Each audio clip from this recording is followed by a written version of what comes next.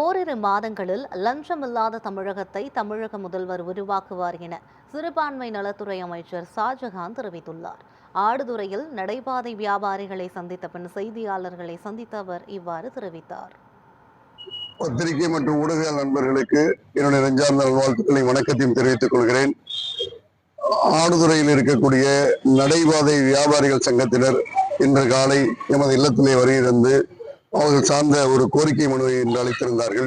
குறிப்பாக அவருடைய கோரிக்கை என்னவென்று சொன்னால், நடைபாதையிலே சுமார் 20-25க்கும் அதிகமானோர் கடை வைத்து வியாபாரம் செய்து வந்து கொண்டிருக்கிறார்கள். அது நெடுஞ்சாலையில் இருப்பதால் அடிக்கடி நெடுஞ்சாலைத்துறையினர் அந்த ஆக்கிரமிப்புகளை அகற்றச் சொல்வதாகவும், அதனால் தங்களுடைய வியாபாரம் பாதிக்கப்படுவதாகவும், அதற்கு மாற்று ஏற்பாடுகள் ஏதாவது செய்து தர வேண்டும் என்ற கோரிக்கை விடுத்திருந்தார்கள்.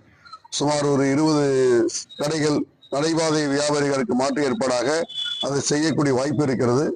மேலும் துறை சார்ந்து பல்வேறு கோரிக்கைகளும் மாண்புமிகு முதலமைச்சர் அவர்களிடத்திலே ஆய்வுக் கூட்டத்தின் போது எடுத்துரைத்திருக்கிறோம். நிச்சயமாக வரக்கூடிய நிதிநிலை அறிக்கையிலே நல்ல பல அறிவிப்புகள் இடம்பெறும். இந்திய யூனியன் முஸ்லிம் லீக்கை பொறுத்தவரை தமிழக வெற்றி கழகம் தலைமையிலான அணியிலே நாங்கள் தோழமை சேர்ந்திருக்கிறோம். இந்த அணி வரக்கூடிய உள்ளாட்சி தேர்தலிலும் இடைத்தேர்தலிலும் தோழமை உணர்வோடு இந்த கூட்டணியோடு போட்டியிடும் என்பதை எங்களுடைய தலைமை அறிவுறுத்தியிருக்கிறது. ஆனால் இருக்கக்கூடிய சூழ்நிலை தமிழக வெற்றி கழகம் தலைமையிலான இங்கே ஒரு அணி அமைந்திருக்கிறது. இன்று இருக்கக்கூடிய சூழ்நிலையிலே தமிழக வெற்றி கழகமும் திராவிட முன்னேற்றங்களும் இணைந்து பயணிப்பதற்கான வாய்ப்பு தற்போது இருப்பதாக தெரியவில்லை.